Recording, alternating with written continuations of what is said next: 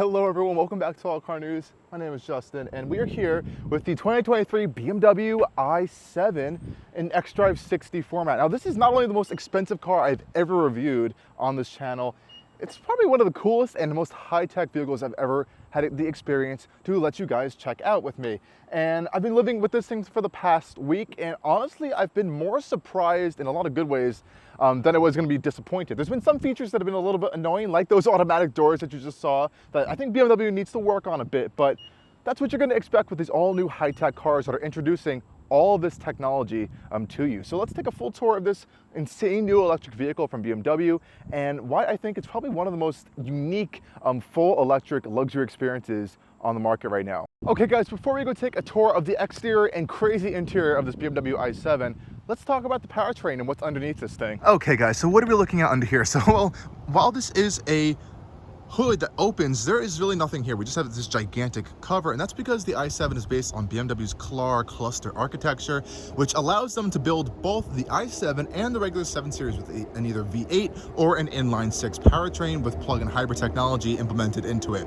Though for the i7, you are just getting this cover that kind of covers up all the electrical control units and stuff in the front motor, so you don't really need to see it. It's also thick and padded and insulated, so it kind of silences any kind of road noise that's happening in there as well, which is really fantastic. So what are we dealing with here? So we have a dual motor xDrive all-wheel drive system in this xDrive60 version of the i7. That means we're getting around 539 horsepower and 546 pound-feet of torque, which is pretty impressive. There is an additional kind of M70 model coming as well with even more power if you do want it, but honestly, I think this is more than enough.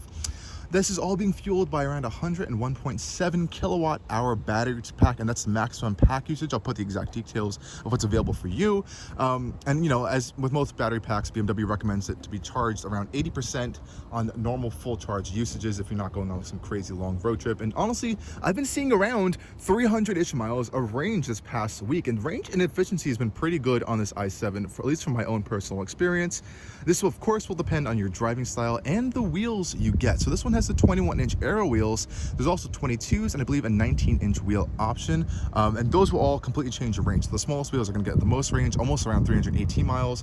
But I think this thing can go a lot further than what BMW and the EPA ratings are claiming, because I've been seeing some crazy more efficient numbers than what the official, like actual official EPA numbers are saying. So that's really interesting. So I think this thing's really good, especially if you drive it cautiously and not going too crazy all the time, which is hard because going on that power sometimes is really, really fun. And of course, like I said, since we have dual motors, we have all-wheel drive at all times, and the rear motor is making just a little bit more horsepower than the front motor to give you that a little bit more of that rear end bias, which is pretty cool. Okay guys, here we are with the 2023 BMW i7 in the xDrive60 format. I think this front end looks better than the M Sport fascia. I like the painted front end and not the whole black. This looks a little bit cleaner to me anyways in person, but you know, this design's been a little bit controversial for some people, but over this past week, I've definitely grown to appreciate it, and especially from talking to people at charging stations as well as some friends and family, they actually quite like it too, which is really shocking to me. I was like, wow, most people don't like this thing. I'm surprised you guys like it. And I think that's just because it's in person, and it really is striking, especially with all the dynamic lines and stuff. Nonetheless, that's subjective to you. If you don't like it, you don't like it, and I cannot change your mind on that. But nonetheless, let's see what we're talking about here. So this one does have a lot of options on it. It's coming in around almost $152,000. So right here we have these 21-inch aerodynamic wheels. This has BMW individual on it, and I honestly think these are beautiful looking wheels. Talking Pirelli tires in here, and see this little star? I believe that means these are specifically designed and made for BMW and the i7, which is really cool. So it's kind of like a tire blending some performance capability along with that economy that BMW is looking for to get a decent amount of range out of the i7. Up front, we have the optional crystal headlights, which are part of the executive package. So there's kind of like this crystallized section on top, and over here we have these little upside down dual L shapes for your regular daytime running lamps. If you don't get this executive package, you'll just have those little more defined running lamps, which I actually like a little bit more than the crystals. Down here you have your main projector beams right here, which are separated. Up front we have this really bright work styled front end for the BMW i7, and you can see here that there are some flaps that can open on either side to allow for some cooling if the battery and the air conditioning conditioning components need additional cooling. Otherwise, they just stay closed for aerodynamics. You have a little eye badge here, as well as a huge sensor for all the adaptive driver systems. And I think it's pretty well integrated, actually. You never really would notice because there's so much stuff going on here. I never really notice it. You also have a front camera with a little washer right there, and an absolutely massive BMW badge. These things just keep getting bigger and bigger, and you have the little blue around it to indicate that this is the i7 version. We have this really fantastic, though, oxide gray metallic paint finish, which really is fantastic looking in the sunlight right here. Really deep metallic flake going on there. If I just go up a little bit, you can see all of the flake going on there, and it looks a lot darker, obviously, and without the sun flaring on it, but it has a really nice shine, and it really shows off the body lines of the i7 well in the sunlight. Coming around to the side profile, I think it's one of my favorite parts of the i7. Here you can really see the dynamic lines of the i7, especially on the side profile. Really love the long hood, the kind of pushed back cabin, that traditional luxury sedan style, which the Mercedes EQS and some other newer electric vehicles in this class are kind of straying away from. Another thing I do want to highlight on the sides are all these sensors along the sides, and those are actually for the automatic doors. So the doors don't slam into a vehicle or a wall or something on the side, so it'll detect the distance so they can open properly. Coming around to the rear, again, new style for BMW. I actually really appreciate that they did not go for a light bar on this car. I'm so sick of seeing light bars in new vehicles. They all look the same. BMW chose not to do this. I'm actually really happy for them for doing that. It looks really clean and more distinct, I think. But one thing they did add is an even bigger BMW badge back here with a camera integrated, and this little center thing pops out to clean the camera if you needed to. These taillights are pretty cool as well. It's kind of like this hexagonal pattern on the side, and they do fade in and out when you turn them on and off, which is pretty nice. And again, you can kind of see how the color shifts a little bit in the darker and lighter situations, and I think it's really, really nice. It has a nice road presence to it. And let's take a look at the cargo space in the rear. I can open it from the key fob. It is fully powered, of course. This is a luxury sedan, and if you have a decent amount of space back here, I have a lot of junk back here, but you can see all the amount of space that you get in the back of this i7, and the seats do not fold down in this one, as you do have the luxury seating package. And down here you actually have a little bit more storage, and here BMW has put their charger if you want to plug it in into a household style outlet right there. So that's kind of cool. Okay guys, now it's time to take a tour of the interior of the BMW i7. I think we're gonna have to start in the rear end, because this one has the executive package, and boy is this thing absolutely crazy. So let's go take a look at the rear end. I'm gonna take you on the luxury side as well. Of course, you can open the doors by pressing that button, and if there's enough space, they will open fully or completely full. And you know, I'm just gonna hop in because this thing's nuts, and we'll kind of talk about the stuff you're getting in this interior in a second. And of course, just close the door, press that button right there, because I don't want to have to stretch my arms out, and wham, you are inside of the i7. Now this one has a very expensive package that allows this seat, as you can see right here, this whole lounge piece right here goes all the way down. This fully extends up and out, and this piece will come down as this whole front seat moves completely forward, which is really cool. I can control all of that from this little side screen over here. So I can go to seats, and I can go to lounge setting, and it'll kind of do that process. While it does that process, I'm going to kind of explain to you guys what we got back here. So since we have the executive package and this lounge seat package, we get all these cool features.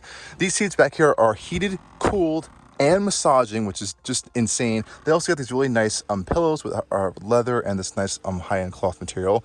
Love these headrests as well. They have a little bit of a Alcantara centerpiece right here, as well as this perforated leather up top, and I think they're super comfortable. And even this one does recline, even though it doesn't have the full lounge function. As you can see what's happening right here. This center armrest does fold up and down, and you do have a wireless charger mat right here, which is ventilated, which is really cool.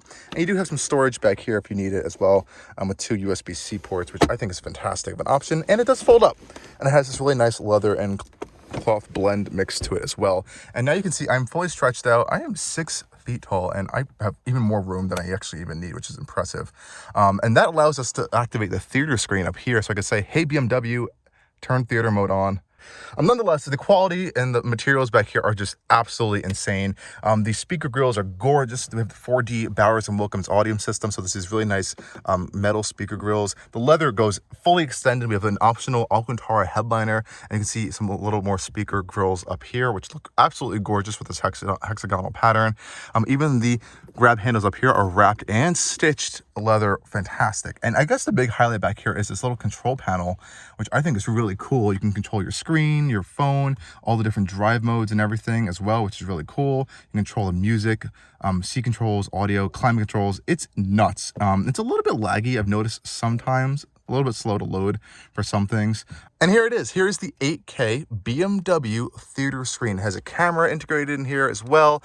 This thing is just absolutely nuts. And if it was connected, I would be able to access YouTube, Netflix, all these different things, which is absolutely epic. And it'll play through the speakers throughout the vehicle. I believe you can connect headphones to it as well. Okay guys, let's go take a tour of the front end now. And I just want to note all the different buttons on these doors here. So you have flush door handles themselves, though we have three other buttons actually. So this is obviously to lock and unlock the vehicle if you want to do it manually. Otherwise you can just walk away.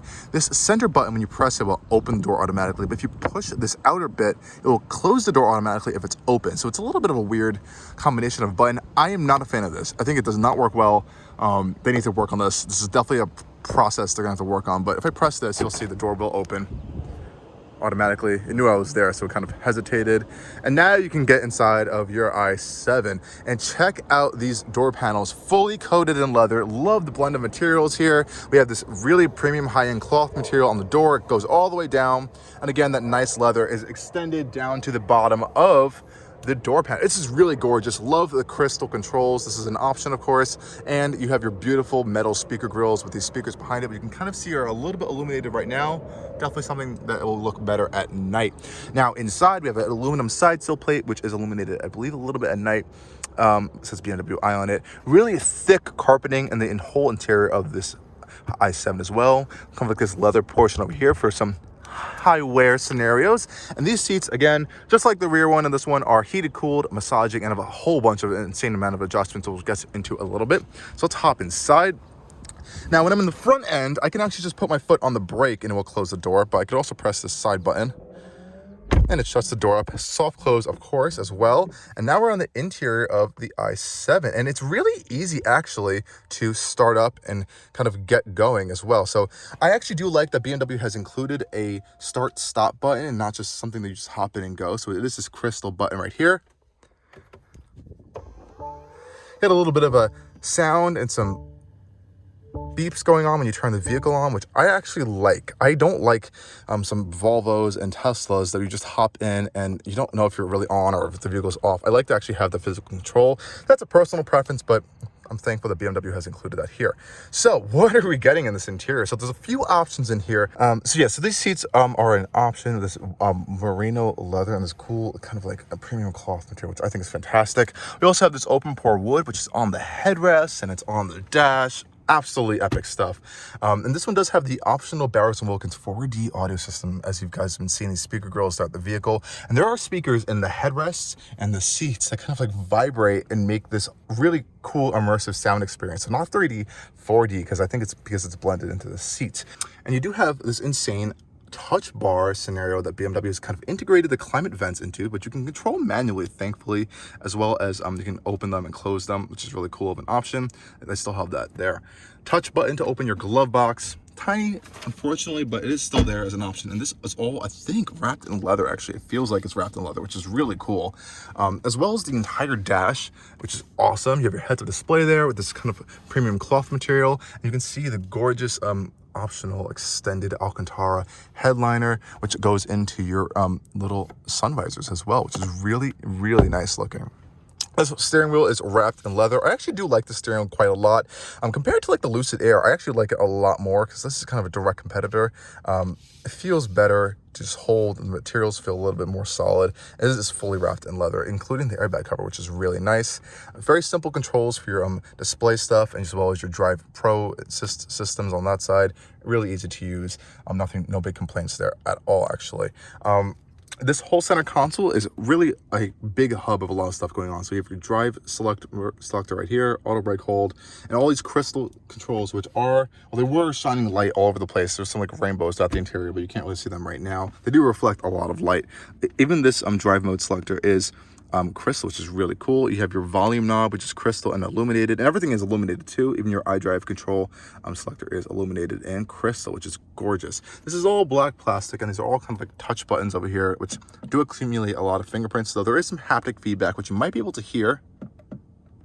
So there is some haptic feedback there, including on the door panels as well. So you have your seat controls. This is your extended seat control. So when you open that, it'll open a menu here, and you have massage options. You have your all these different points you can adjust on the seat for different like lumbar support and side bolstering. So there's a lot of stuff going on there. Build quality in here is outstanding. BMW's build quality is nuts. If you've been in an EQS, actually, I'm not going to say it has bad build quality, but you're definitely going to notice cheaper plastics in there. I'm not sure why Mercedes has done that.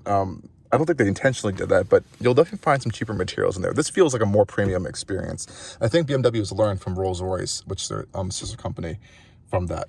Really love this center armrest here. It has kind of like this X pattern on it, and the perforated leather opens in the fan style. A little bit of storage in here. It's not too deep actually.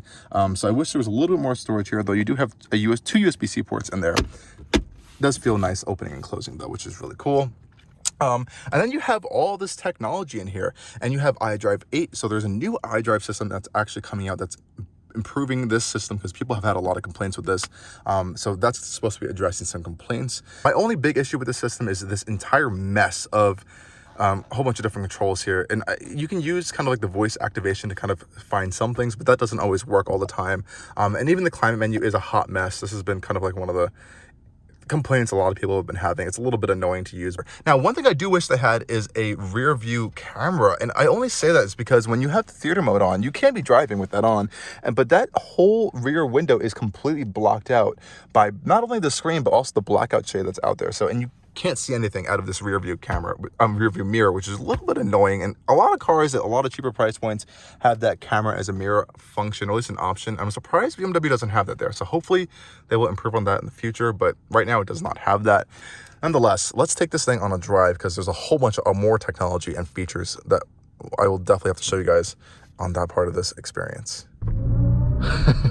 Sounds really cool, very futuristic sounding, and it's so smooth. Yes, the blinkers work on this BMW. And it's rear wheel steering. This particular one has active anti-roll bar stabilization stuff. There's all the technology on this thing that you could possibly need to kind of keep you planted on the road. There's adjustable dampers, adjustable steering. It is super quiet in here. I'm just whispering, and you guys can probably hear me really well. Super impressive stuff here. And you know, this is not a sporting type of vehicle. This is a luxury car, and BMW has been very adamant about that. This is a next generation high-tech luxury car from them. And it had, no, even though that is true, it still is capable of handling itself relatively as a luxury car very, very well, thanks to all these technological advancements they've kind of thrown into the vehicle. And there's still some good dynamics here. It's not a barge, it doesn't feel like a boat. And that's impressive, especially for a vehicle that's over 200 inches long and that weighs around or a little bit over 6,000 pounds. So kudos to BMW for kind of working in all that stuff into the dynamics of the car. For you guys, we do a little bit of a 0 to 60 pull right now.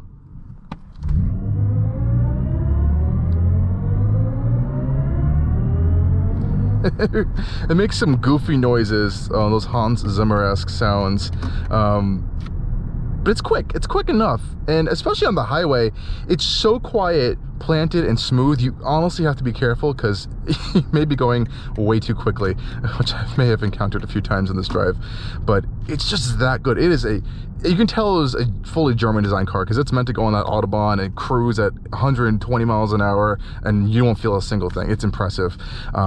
And I'll show you around this corner going onto this highway right now that it can handle itself well for what it is.